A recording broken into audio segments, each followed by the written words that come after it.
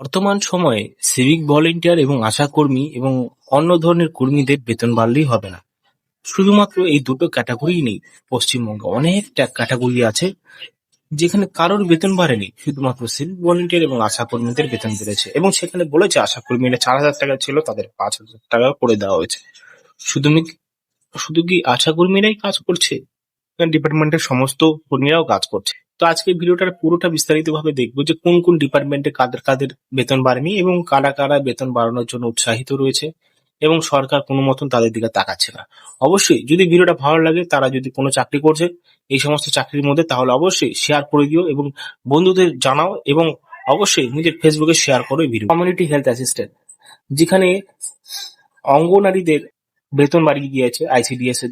এখানে কিন্তু স্বাস্থ্য দপ্তরের 10,000 এবং আরবান 2,000 রয়েছে, ঠিক আছে।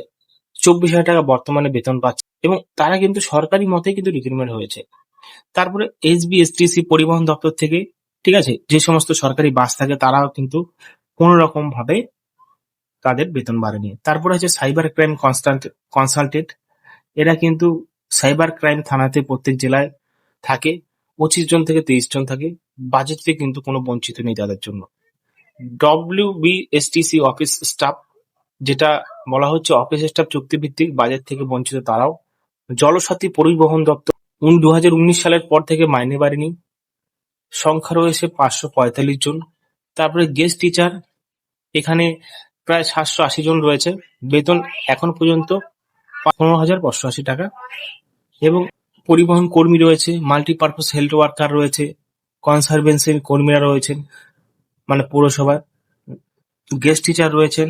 তারপরে MG, RE, NREGA, GRS রয়েছেন পঞ্চায়েত বিভাগে। এবং পূর্ণ দপ্তরে নিযুক্ত চুক্তিভিত্তিক অ্যাসিস্ট্যান্ট ইঞ্জিনিয়ার, জুনিয়র ইঞ্জিনিয়ার, তারপরে PWD কন্ট্রাকচুয়াল গ্রুপ ডি, এদের কিন্তু বেতন কোনো বাড়ায়নি। হয়তো হতে পারে এদের বেতনটা মর্যাদা রয়েছে তার জন্য বেতন বাড়েনি, কিন্তু হিসাবে ন্যায্য মূল্য সময়ে জিনিসের যা দাম বাড়ছে সেই ক্ষেত্রে তাদের বেতন কমই রয়েছে। তো সেই ক্ষেত্রে আপনাদের ফলো করতে হবে নতুন একটি বাজেট বলতে 7 পে কমিশনের একটা বাজেট অনুষ্ঠান রাখা হবে। হতে পারে অক্টোবর বা ডিসেম্বরে রাখতে পারে বা 2027-এ রাখতে পারে। তখনকার সময় কিন্তু সবার বেতন নিয়ে উল্লেখ করবে এবং যাদের যাদের বেতন বেড়েছে বাজেটে তাদের নিয়েও কিন্তু উল্লেখ করবে আশা করা যাচ্ছে। এই বিষয়টা নিয়ে ভয়ভীত হবে না এবং মনে কষ্ট জমিয়ে রাখবে না। তোমাদেরও কিন্তু বেতন বাড়বে, তার জন্য তোমাদের 2027 বা 7 পে কমিশনের আনুষ্ঠানিকভাবে যেই রিপোর্টটা বেরোবে সেটার দিকে তোমাদের কিন্তু খেয়াল রাখতে হবে। সিভিক ভলেন্টিয়ার যে টাকাটা দেওয়া হয় 2,000 টাকা, তো সমান কাজে সমান বেতন তিনি বলেছিল, সেটা হয়নি। হতে পারে তোমরা একটু চোখ রাখো এবং তোমাদেরও বেতন বাড়ানো হবে 7 পে কমিশনের সময়, যখন আনুষ্ঠানিকভাবে রিপোর্ট বেরোবে তখন কিন্তু বেতন বাড়াতে পারে। এবং সিভিক ভলেন্টিয়ার যে টাকাটা পাচ্ছে 2,000 টাকা, এটা কিন্তু তাদের মাইনে না, ভাতা। সিভিক ভলেন্টিয়ার কোনো রকম ভাবে মাইনে দেওয়া হয় না, সেবারে ভাতা দেওয়া হয়। হতে পারে আশাকর্মীদের সেই ভাতাটা ইনক্লুডিং করছে।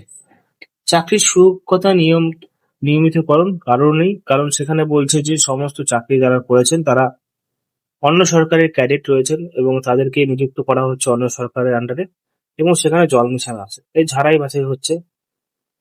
তারপর চিকিৎসা বীমার সুব্যবস্থা তাও নেই, পেনশন ও গ্র্যাচুইটির সুব্যবস্থা কিচ্ছু নেই, ঠিক আছে।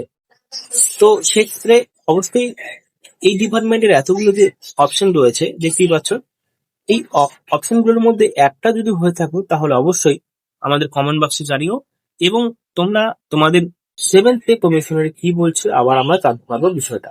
তো আপাতত তোমরা কিন্তু এখন মন খারাপ করবে না, তোমাদের বেতন বাড়বে, সমস্যা নেই।